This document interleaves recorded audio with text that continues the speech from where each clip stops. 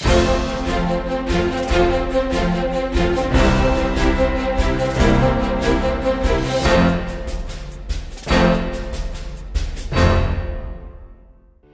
में यूपीएससी की तैयारी से संबंधित प्रोग्राम्स को देखने के लिए सब्सक्राइब करें study IQ IAS Hindi. Study IQ IAS Hindi में आप सभी लोगों का बहुत बहुत स्वागत है। मैं हूं वीर दुबे। आइए जानकारी लेते हैं आज एक बहुत ही विशिष्ट मुद्दे पर चर्चा करते हुए मुद्दे की बात के इस प्रोग्राम में। मुद्दा ये है कि संविधान का जो पहला संशोधन है, फर्स्ट कॉन्स्टिट्यूशनल जो अमेंडमेंट है, उसके संशोधन को अभी हाल ही में चुनौती दी गई है और इस चुनौती को माननीय सुप्रीम कोर्ट द्वारा एक्सेप्ट भी किया गया। तो आज के इस पूरे के पूरे लेक्चर में हम यही चर्चा करेंगे कि आखिर ऐसा क्या है। सबसे पहले तो हम जानेंगे कि चुनौती किस परिप्रेक्ष्य में दी गई है। कॉन्स्टिट्यूशनल अमेंडमेंट नंबर 1 जो था उसमें कई एस्पेक्ट्स थे जिसमें कॉन्स्टिट्यूशनली अमेंडमेंट किया गया था। उसमें से कौन-सा ऐसा भाग है या सारे भाग हैं जिसको चैलेंज किया गया है, उसके ऊपर चर्चा रहेगी और इससे रिलेटेड 2 प्रमुख केसेस के ऊपर भी हमारी चर्चा रहेगी जो इस चुनौती से बहुत ही युक्ति युक्त हैं। तो चलिए चर्चा की शुरुआत करते हैं। सबसे पहले हम बात जानते हैं कि खबर क्या है। खबर ये है कि संविधान में पहले संशोधन को चुनौती दी गई है। अब संविधान का जो पहला संशोधन है, सबसे पहले तो हम आपको बता दें, भारतीय संविधान का जो मूल रूप है, अगर उसमें समय के अनुरूप अगर देखा जाए तो कई सारे अमेंडमेंट्स जो है वो करने के अमेंडमेंट्स करना जो है वो अलाउ किया गया आर्टिकल 368 के माध्यम से। तो भारतीय संविधान के जो अंदर संशोधन होते हैं, उसमें से ज़्यादातर संशोधन आर्टिकल 368 के प्रोविज़न्स के तहत होते हैं।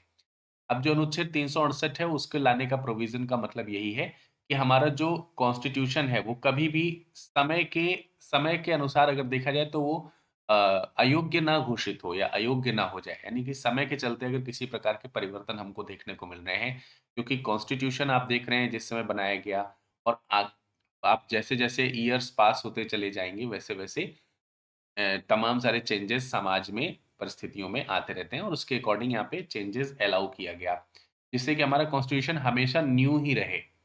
तो इसमें सबसे पहला जो अमेंडमेंट किया गया, वो बहुत जल्दी ही किया गया, यानी कि यूँ कह सकते हैं कि संविधान के लागू होने के जस्ट पहले साल ही कर दिया गया।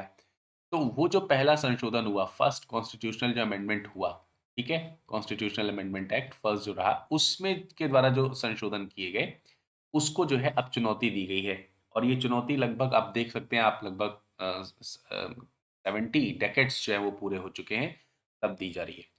तो याचिकाकर्ता का क्या कहना है यहाँ पर?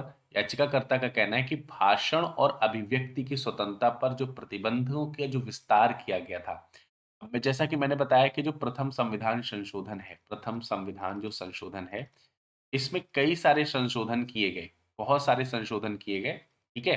तो जो कई सारे संशोधन किए गए, उसमें से एक संशोधन था भाषण और अभिव्यक्ति की जो स्वतंत्रता है, यानी कि freedom of speech and expression जो है, जिसे आप नॉर्मली जो है प्रेस की स्वतंत्रता के तौर पर जानते हैं, प्रेस की स्वतंत्रता, इसके तौर पर जानते हैं।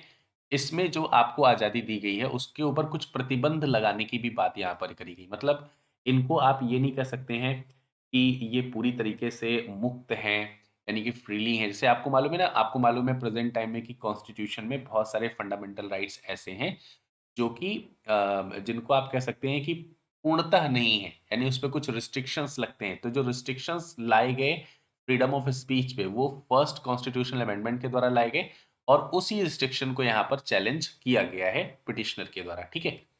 तो मामला आपको समझ में आ गया होगा। अब हम यहाँ पर बात करेंगे फर्स्ट कॉन्स्टिट्यूशनल अमेंडमेंट की, ठीक है? अब जब फर्स्ट कॉन्स्टिट्यूशनल अमेंडमेंट की बात कर रहे हैं, तो मैंने जैसा कि आपको बताया कि अभी कॉन्स्टिट्यूशन को लागू हुए लगभग 1 साल ही होने वाला था या नहीं हुआ था। तो उस समय के जो तत्कालीन प्रधानमंत्री थे पंडित जवाहरलाल नेहरू जी, जवाहरलाल नेहरू जी, इनके सामने मतलब कई, आप समझ ही सकते हो, नया-नया कॉन्स्टिट्यूशन था। हालाँकि कॉन्स्टिट्यूएंट असेंबली ने बहुत सोच समझ करके बहुत सारी चीज़ों को बनाया था, लेकिन बावजूद इसके भी ये गुंजाइश थी कि कुछ चीज़ें छूट सकती थी।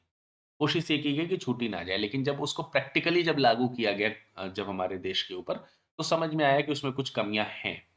तो जवाहरलाल नेहरू को शुरुआत में ये बहुत तेज़ी से इस तरह की कमियों को फेस करना पड़ा और उनके समय में ही ये पहला कॉन्स्टिट्यूशनल अमेंडमेंट एक्ट लाया गया और पास भी हुआ। ठीक है? तो हम लोग यहाँ पर यही चर्चा करने वाले हैं कि जवाहरलाल नेहरू जी के पहली बात तो आपको ये कन्फर्म रखना है कि जवाहरलाल नेहरू जी के समय में इसको पास किया गया।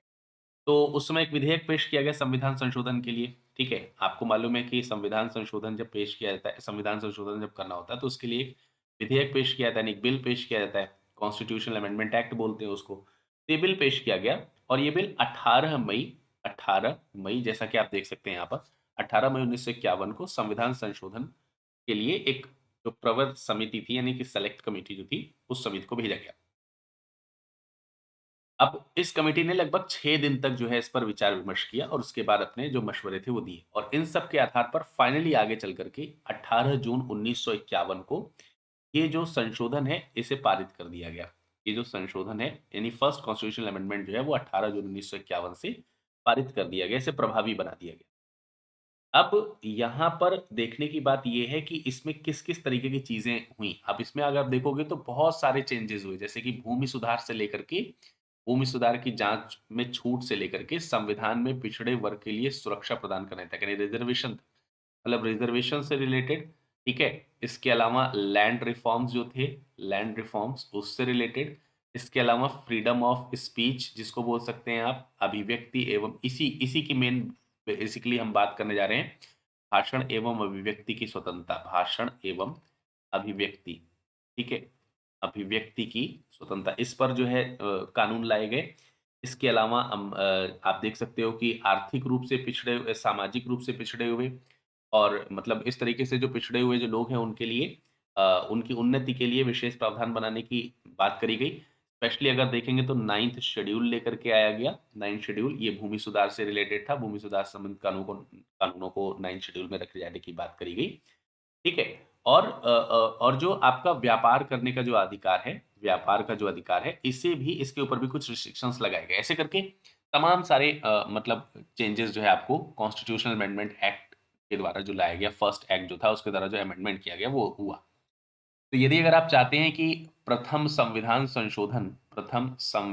संशोधन के बारे में आपको मैं डिटेल में बताऊँ, तो उसके लिए आप मुझे कमेंट सेक्शन में कमेंट करिएगा। प्रथम संविधान संशोधन को पूरी तरीके से मैं एक्सप्लेन कर दूँगा आपको कि क्या हुआ था एग्ज़ैक्टली। लेकिन अभी हम जिस मैटर को उठा रहे हैं वो ये वाला है, ठीक है? अभी जो मैटर है वो ये है क्योंकि इसको चैलेंज किया गया। इस पर्टिकुलर वीडियो में हम इसके ऊपर चर्चा करेंगे और बाकी सारे क्या थे, ये क्यों आए थे, इसके ऊपर भी अगर आप कहोगे तो हम ज़रूर इसके ऊपर वीडियो लेकर के आएँगे। तो अभिव्यक्ति की स्वतंत्रता के अधिकार के प्रतिबंधों का विस्तार जो है वो इसके अंदर लेकर के आया गया। तो अभी हमें ये जानना है कि अभिव्यक्ति की स्वतंत्रता पर संवैधानिक स्थिति वास्तव में क्या है? किस तरीके की? अगर हम इसकी बात करते हैं तो सबसे पहले आपको संविधान का भाग 3 क्या है? मौलिक अधिकार से संबंधित। मौलिक मौलिक अधिकार यानी कि फंडामेंटल राइट से रिलेटेड है। अब इसमें आर्टिकल नंबर 19 जो है आपको मालूम है, ये स्वतंत्रता के अधिकार के अंतर्गत आता है। स्वतंत्रता, ठीक है? स्वतंत्रता का अधिकार, ठीक। अब आपको मालूम है राइट टू फ्रीडम। अब राइट टू फ्रीडम में भी ये 19 क्लॉज़ 1 और उसका सब क्लॉज़ ए यहाँ पर, आप इसको स्मॉल ए लिख सकते हैं, ठीक है? तो सब क्लॉज़ ए यहाँ पर आता है। आपको मालूम है कि ये डायरेक्टली रिलेटेड है प्रेस की स्वतंत्रता, प्रेस की स्वतंत्रता से, ठीक है? इसी को आप प्रेस की स्वतंत्रता बोलते हैं और ये जो चैलेंज किया गया है, ये भी डायरेक्टली प्रेस की स्वतंत्रता से ही रिलेटेड है। अब इसमें क्या होता है, इसी को बोलते हैं भाषण एवं अभिव्यक्ति की स्वतंत्रता। भाषण एवं अभिव्यक्ति की अभिव्यक्ति की स्वतंत्रता। आपको मालूम है कि जो हमारे फंडामेंटल राइट्स हैं वो कहीं न कहीं स्टेट्स को नेगेटिव ऑर्डर्स देते हैं। नेगेटिव मतलब नकारात्मक आदेश देते हैं कि ऐसा नहीं करना है। मतलब कोई भी राज्य किसी भी व्यक्ति के भाषण एवं अभिव्यक्ति की स्वतंत्रता के अधिकार का उल्लंघन नहीं करेगा। जब नहीं करेगा वाला शब्द आता है तो उसको रोका जा रहा है वहाँ पर कहीं न कहीं। अब क्योंकि नहीं करेगा तो इसका मतलब ये होगा कि किसी भी व्यक्ति के भाषण अभिव्यक्ति की स्वतंत्रता कितनी भी हो सकती है फिर तो, है ना? तो इसी को लिमिट किया गया, इसके ऊपर लिमिट तय की गई, ठीक है? इस कॉन्स्टिट्यूशनल अमेंडमेंट के द्वारा इसी पर लिमिट लगाई गई कि ऐसा नहीं होगा कि कुछ लिमिट्स लगाए जाएँगे, ऐसा नहीं होगा कि आप कितना भी बोल सकते हो, ठीक है? अब यहाँ पर हमको यही देखना है कि ये निरंकुश नहीं है, मतलब कुल मिलाकर के ये जो अधिकार आपका है बोलने का, प्रेस की स्वतंत्रता का अधिकार, ये निरंकुश नहीं। और अनुच्छेद 19.2 जो है इसके अपवाद के तौर पर लेकर के आया गया, जिसमें बेसिकली एक टर्म यूज़ किया गया वो था उचित प्रतिबंध, उचित प्रतिबंध, प्रतिबंध, जिसको आप बोल सकते हैं रीज़नेबल रिस्ट्रिक्शन, ठीक है? Reasonable restriction. अब ये जो रीजनल रिस्ट्रिक्शंस शब्द जो है ना, इसी को लेकर के पिटिशनर ने यहाँ पर क्या किया हुआ है, इसको लेकर के यहाँ पर चैलेंज किया हुआ है कोर्ट में और ये कहा है कि ये ठीक नहीं है, ये कहीं न कहीं जो हमारे संविधान का जो मौलिक जो अधिकार है या जो मूलभूत ढाँचा है, उसको कहीं न कहीं ये वायलेट कर रहा है ये कॉन्स्टिट्यूशनल अमेंडमेंट। सो दैट हमको ये समझना पड़ेगा कि आखिर ये चेंजेज़ जो है वो किस प्रकार से किए गए थे, क्यों किए गए थे, ठीक है? उसके पहले हमें ये भी जाँचना होगा कि आखिरकार जो मूल संविधान था हमारा, मूल संविधान, उस मूल संविधान में ये आर्टिकल 19 क्लॉज़ 2 जो है, उसके बारे में क्या लिखा था और इसमें किस तरीके का अमेंडमेंट फिर बाद में किया गया। तो पहले हम लोग यही देखेंगे कि इसे क्या था।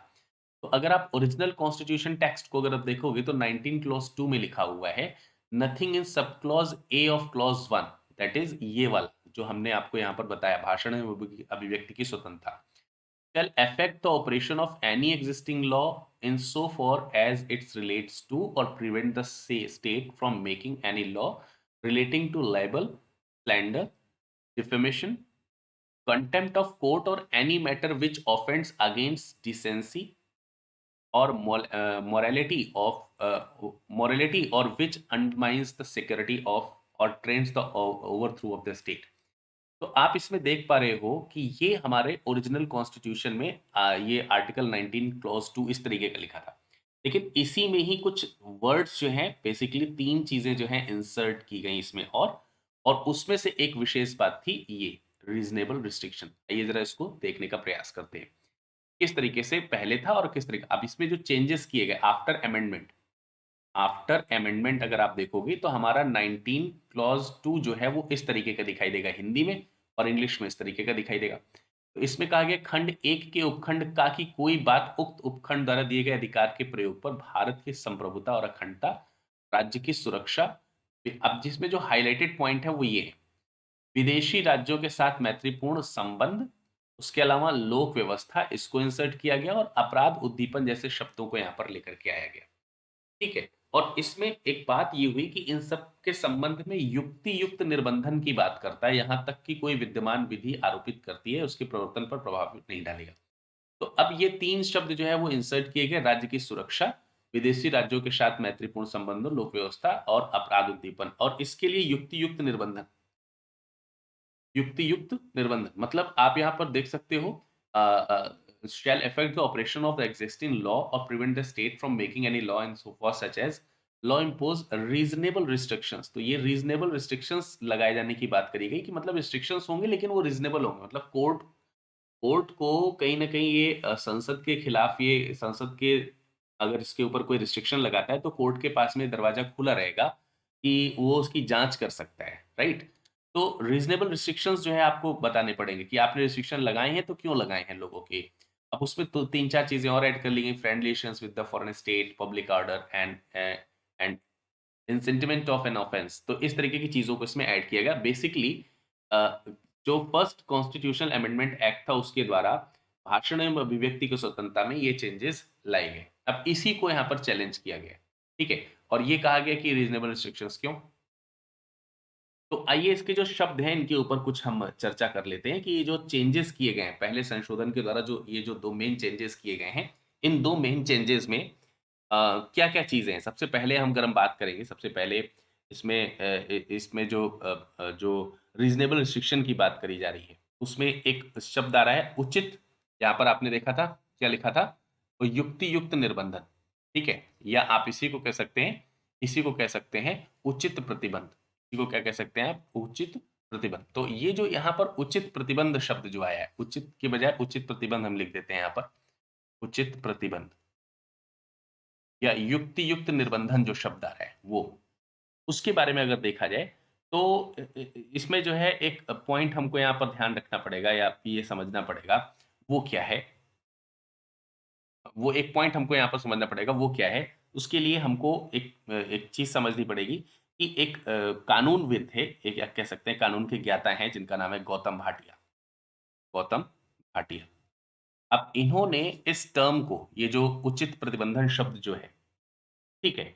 ये जो प्रतिबंध जो लगाया गया इसकी इस शब्द का ओरिजिन क्यों हुआ होगा या फिर इसको कॉन्स्टिट्यूशन में क्यों लाया गया होगा, तो वो इसकी इसके ऊपर थोड़ा-सा रिसर्च करते हैं और वो ये जानने का प्रयास करते हैं कि आखिर संविधान सभा में इसके ऊपर क्या बहस हुई होगी? आखिर इसको लाने का ये उचित प्रतिबंधन शब्द जो है वो लेकर के आने का क्या मतलब रहा होगा? उचित शब्द लाना वहाँ पर ज़रूरी क्यों हो गया? ठीक है। उसमें रीज़नेबल रिस्ट्रिक्शंस तो ठीक है, लेकिन उसमें रीज़नेबल शब्द जो पार्टिकुलरली ऐड किया गया, उचित शब्द का जो इस्तेमाल किया गया, उसका मतलब यहाँ पर क्या हो सकता है? तो उसमें उन्होंने बताया कि उचित शब्द के मिलाने से ये जो संसद के द्वारा भई अमेंडमेंट जो होंगे या फिर रिस्ट्रिक्शंस जो लगाए जाएँगे, पार्लियामेंट के द्वारा बनाए गए लॉ के द्वारा लगाए जाएँगे। तो संसद द्वारा अगर कोई प्रतिबंध लगाया जाता है, संसद द्वारा लगाया गया कोई प्रतिबंध है, अगर कोई संसद द्वारा प्रतिबंध लगाया जा रहा है, तो इस प्रतिबंध की वैधता की जाँच ये कर सकेगा, कौन कर सकेगा? अदालत कर सकेगी, सिंपल सी बात है, सुप्रीम कोर्ट कर सकेगा। तो कहीं न कहीं उन्हें ये लगता है कि इस शब्द को उचित शब्द को लाने का मतलब ये है कि आप ऐसा नहीं है कि आप किसी के भी फंडामेंटल राइट्स को कभी भी वायलेट करते रहोगे, राइट? तो एक तो यहाँ पर ये उचित प्रतिबंधन शब्द को देखने की बात इसमें करी गई। दूसरा यहाँ पर है लोक व्यवस्था और अपराध उद्दीपन जैसा शब्द, जैसा कि मैंने आपको पीछे हाइलाइट करके दिखाया था। तो संविधान संशोधन में विशिष्ट रूप से जो लोक व्यवस्था शब्द है और अपराध उद्दीपन जो शब्द है, इसको पेश किया गया। अब इस चीज़ को पेश करने के लिए हमको 2 केसेज़ हैं 2 केसेज़ हैं और वो 2 केसेज़ एक एक मतलब आपको इनकी 1950 में 1950 में ही 2 केसेज़ का रेफ़रेंस हमें लेना पड़ेगा। सुप्रीम कोर्ट में 2 तरीके के केसेज़ आए सरकार के खिलाफ और वो 2 केसेज़ क्या थे? एक तो ब्रजभूषण जी का केस है, ब्रजभूषण केस, तो नॉर्मली हम लोग ब्रजभूषण केस के नाम से जानते हैं और दूसरा जो है रोमिला थॉपर केस जिसको हम लोग जानते हैं। रोमिला तो माफ़ कीजिएगा रोमिला नहीं रोमेश थापर केस। ये रोमिला थापर बहुत ही प्रसिद्ध नाम है इस वज़ह से यहाँ पर आ गया। तो रोमेश थापर और ब्रजभूषण ये 2 केसेज़ हमको यहाँ पर ध्यान रखने हैं, ठीक है? तो ये 2 केसेज़ क्या है? आइए सबसे पहले उसको समझते हैं, तभी हमको यहाँ पर ये समझ में आएगा कि लोक व्यवस्था और अपराध उद्दीपन का मतलब यहाँ पर क्या है और इसके ऊपर इस पर बहस क्यों करी गई और इसको कॉन्स्टिट्यूशनल अमेंडमेंट में क्यों लेकर के आया गया। तो ये जो 2 केस हैं, इनमें से पहला जो है ब्रजभूषण बनाम दिल्ली राज्य केस है, ये मार्च 1950 का है और रोमेश थॉपर बनाम मद्रास राज्य केस है, ये मई 1950 का और दोनों ही केस जो है वो प्रेस की स्वतंत्रता से संबंधित है। प्रेस की स्वतंत्रता से संबंधित है और दोनों ही केसेज़ में जो जजेस की जो बेंच बैठी हुई है उसमें बहुमत के आधार पर निर्णय जो है वो दिया गया। ठीक है? बहुमत के आधार पर निर्णय जो है वो निर्णय दिया गया कि क्या निर्णय होना चाहिए। तो अब ज़रा चलिए बात करते हैं, सबसे पहले रोमिला थापर वाले मामले की हम बात करेंगे। 1949 में 1949 में मद्रास सरकार जो कि तब तमिलनाडु नहीं थी, तो मद्रास सरकार ने अ एक एक पत्रिका पर जो है, वो वामपंथी पत्रिका थी, उसके ऊपर क्या लगा दिया, प्रतिबंध लगा दिया। उस पत्रिका का नाम था क्रॉसरोड्स, ठीक है? उस पत्रिका का नाम था क्रॉसरोड्स।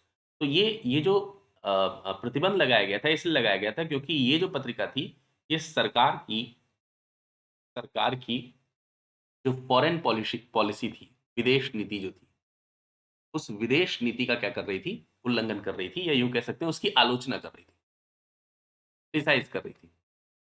तो जो फॉरेन पॉलिसी है गवर्नमेंट की उस समय, उसकी जो है ये उसको क्रिटिसाइज़ करने वाली ये पत्रिका थी और इस पत्रिका पर उन्होंने क्या लगा दिया? रोक लगा दिया। और अब जब रोक लगा दिया, तो रोमेश थापर बनाम मद्रास राज्य वाला जो केस है, ये सर्वोच्च न्यायालय में गया और इसमें ये पहला केस था जिसमें जो है फ्रीडम ऑफ स्पीच जो कि प्रेस की स्वतंत्रता भी है, इसके ऊपर पहली बार यहाँ पर चर्चा होती हुई नज़र आई। तो याचिकाकर्ता ने क्या कहा, जो पिटिशनर था उसने इसमें क्या कहा कि Madras maintenance of public order act 1949 और इसका सेक्शन 191 ए इसको पिटिशनर ने असंवैधानिक कहा और असंवैधानिक करते हुए ही कोर्ट में इसको क्या कर दी, चुनौती दे दी। अब क्यों ऐसा किया गया? उसमें ऐसा इसलिए किया गया कि उसमें उन्होंने बताया मतलब याचिकाकर्ता का ये कहना था कि ये जो एक्ट है Madras maintenance of public order, maintenance of public order का मतलब क्या होता है? लोक सुरक्षा बनाए बनाए रखना। तो उस समय ये एक एक्ट है जो लोक सुरक्षा बनाए रखने के लिए एक एक्ट है, जिसकी धारा 91A का प्रयोग करते हुए इस पत्रिका पर रोक लगाया गया था और इसी वजह से पिटिशनर ने इसको अनकॉन्स्टिट्यूशनल बोला कि तो हमारे बोलने के अधिकार के खिलाफ है। अब सरकार ने इस पे ये तर्क दिया कि हमने ये ऐसा इसलिए लगाया है। क्यों लगाया? जब सरकार से पूछा गया तो सरकार ने कहा कि हमने लोक सुरक्षा और लोक व्यवस्था को ध्यान में रखते हुए लगाया है। तो सरकार का ये कहना था कि सार्वजनिक सुरक्षा यानी लोक सुरक्षा जो है या लोक सुरक्षा बनाए रखना, ठीक है? ये दोनों चीज़ जो है मतलब ये इसके दोनों के उद्देश्य जो है वो व्यापक हैं और ये राज्य की सुरक्षा को नष्ट करने को लेकर के कहीं न कहीं संदर्भित जो है वो करते हैं। ठीक है? तो इसमें कोई इतना बड़ा इश्यू नहीं है।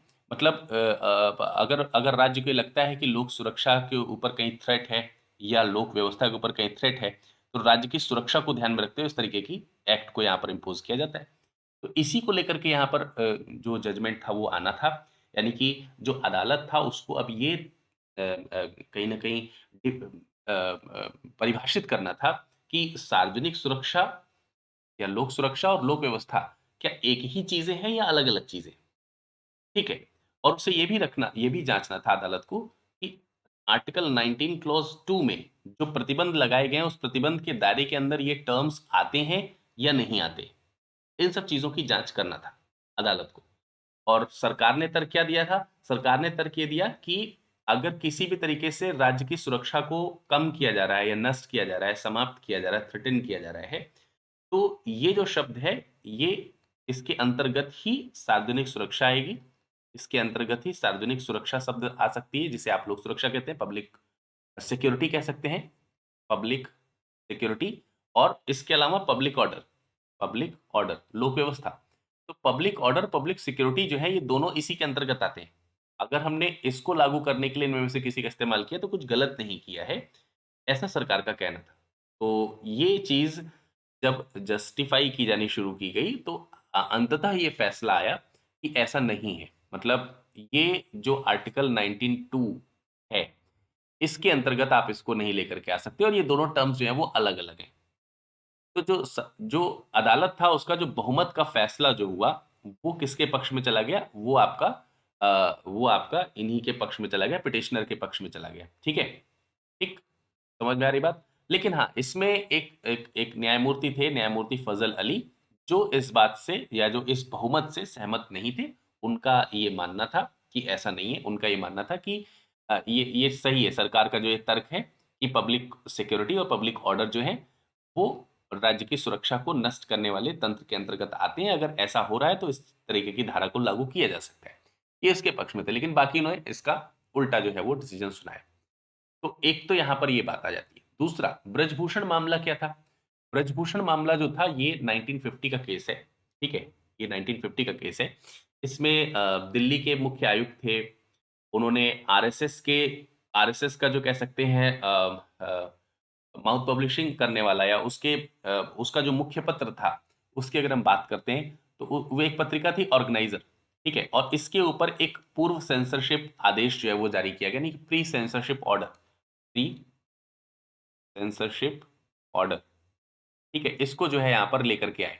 तो इन्होंने ये कहा देखिए, अब ये जो ऑर्गेनाइज़र नाम की जो पत्रिका थी, इसके ऊपर जो दिल्ली मुख्य आयुक्त हैं, उन्होंने पूर्व सेंसरशिप आदेश जो है वो जारी कर दिया। अब ये जारी क्यों किया गया था? क्योंकि ये पत्रिका भी जो थी वो सरकार की आलोचना करती थी। सरकार की आलोचना करती थी। और आपने देखा कि जो पिछला केस था, ठीक है? रोमेश थापर वाला जो केस था, उसमें भी आपने देखा था कि वो भी सरकार की आलोचना करने वाली पत्रिका थी। यहाँ पर भी सरकार की आलोचना हो रही है और सरकार ने इसके ऊपर रिस्ट्रिक्शंस लगाने के लिए east Punjab public safety act की धारा 1C को इम्पोज़ कर दिया। East Punjab public safety act की धारा 1C जो है, वो क्या कहती है? उसका प्रयोग करके सरकार ने कहा कि आप अगर अपनी पत्रिका में कुछ लिखना चाहते हैं, अगर आप अपनी पत्रिका में कुछ लिखना चाहते हैं, तो उसके लिए आपको क्या करना पड़ेगा? पहले जो है सरकार को दिखाना पड़ेगा, जाँच करानी पड़ेगी। यानी आपका जो मैटर है इसके अंदर जो सामग्री है, यानी जो भी चीज़ आप इसमें लिख रहे हो, उसकी प्री सेंसरशिप का मतलब यही हो गया कि आप उसको लगाने से पहले उसकी प्रकाशन से पूर्व आपकी जाँच होगी। अब ये भी कहीं न कहीं खुली तौर पर अभिव्यक्ति की आज़ादी की स्वतंत्रता पर रिस्ट्रिक्ट और इसीलिए जब इस पर भी सुनवाई जब होनी शुरू हुई, ठीक है? तो ये मुद्दा भी जो सुप्रीम कोर्ट था उसको रोमेश थापर जैसा ही दिखा, ठीक है? रोमेश थापर जैसा ही ये मामला भी मतलब सुप्रीम कोर्ट को दिखा और स्वाभाविक सी बात है कि उसी पैटर्न का इस्तेमाल जो है सुप्रीम कोर्ट ने यहाँ पर किया अपने फैसले में, जो कि रोमेश थापर केस में किया था और ये जो है, ये पिटिशनर के पक्ष में जो है वो फैसला गया और यहाँ पर भी सरकार को क्या करना पड़ा कि ये चेंजेज़ मतलब इसके खिलाफ वो नहीं जा सकते थे। हालाँकि इस वाले मामले में भी जो जस्टिस फज़ल अली थे, मैंने जो पीछे नाम लिया फज़ल अली, इस फज़ल अली अभी भी इस बात पर सरकार से सहमत थे और उन्होंने जो दूसरे जजेस थे तमाम सारे जिसमें चीफ जस्टिस उस समय हीरालाल जे कानिया जी थे, एच.जे. कानिया जिनको कह सकते हैं आप। वो और दूसरे जो न्यायमूर्ति थे जिसमें मेहरचंद भान महाजन थे, रंजन दास जी थे, इन सब लोगों ने जो फैसला दिया था उसके खिलाफ जो थे, वो थे फज़ल अली जी। ठीक है? तो इस वाले में भी फज़ल अली जी का जो व्यू था वो अन्य लोगों से अलग था। ठीक है? तो ये मैंने आपको बताया कि क्या था ये मामला, ठीक? अब ये जो रिस्ट्रिक्शंस लगाए गए, अब क्योंकि अब ये सब मामला जब आया तो सरकार ने वहाँ पर क्या किया, वहाँ पर फर्स्ट कॉन्स्टिट्यूशनल अमेंडमेंट लेकर के आए और फर्स्ट कॉन्स्टिट्यूशनल अमेंडमेंट एक्ट ला करके उसमें रीज़नेबल रिस्ट्रिक्शंस को वहाँ पर उन्होंने टारगेट कर दिया। ठीक है? युक्त निर्बंधन को उन्होंने वहाँ पे टारगेट कर दिया और अमेंडमेंट जो है वो किया। उसमें 3 पॉइंट्स जो ऐड किए गए वो मैंने आपको यहाँ पर दिखाए। ठीक है? वो 3 पॉइंट्स यहाँ पर ऐड कर दिए गए। अब इन्हीं 3 पॉइंट्स को क्या कर दिया गया है, कोर्ट में चैलेंज कर दिया गया है। अब कोर्ट इसको किस तरीके से संज्ञान में लेता है, ठीक है? और इसके ऊपर क्या निर्णय देता है? फज़ल अली जी की बात को सही मानेगा आगे चल कर के या नहीं मानेगा, उसको हम लोग देखेंगे। ब्रजभूषण जो केस है और साथ ही साथ जो आपका रोमेश थापर जो केस है, इसमें कुछ चेंजेज़ हमको देखने को मिलेंगे या नहीं चेंजेज़ देखने को मिलेंगे, इसमें कई-कई बातों में कुछ चेंजेज़ देखने को मिलेंगे या नहीं, ये तो आगे आने वाला समय ही बताएगा। पर अभी फ़िलहाल क्या किया है कि जो चैलेंज किया गया है कि फर्स्ट कॉन्स्टिट्यूशनल जो अमेंडमेंट है, ये सही नहीं हुआ है।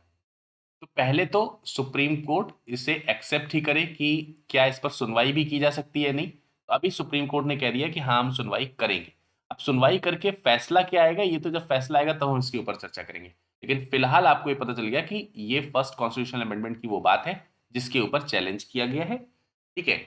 और इसके ऊपर सुप्रीम कोर्ट को सुनवाई आगे करनी है। तो आशा करते हैं कि आपको पॉइंट्स जो है वो सारे समझ में आ गए होंगे। तो चलिए आज का प्रश्न आपके समक्ष है। इस प्रश्न का उत्तर हमारे कमेंट सेक्शन में कमेंट करके आप ज़रूर दीजिएगा और आप हमें टेलीग्राम या दूसरे सोशल मीडिया प्लेटफ़ॉर्म पे भी इसका आंसर दे सकते हो। क्वेश्चन है, प्रथम संविधान संशोधन 1951 के संदर्भ में निम्नलिखित कथनों पर विचार करना है। भारत के संविधान में पहला संविधान संशोधन 1951 में किया गया था। पहले संविधान संशोधन ने भारतीय संविधान में नवी अनुसूची को जोड़ा। इसने भाषण और अभिव्यक्ति की स्वतंत्रता पर प्रतिबंधों को आरोपित किया। इसने भारतीय संविधान के अनुच्छेद 31 ए और 31 बी को सम्मिलित किया।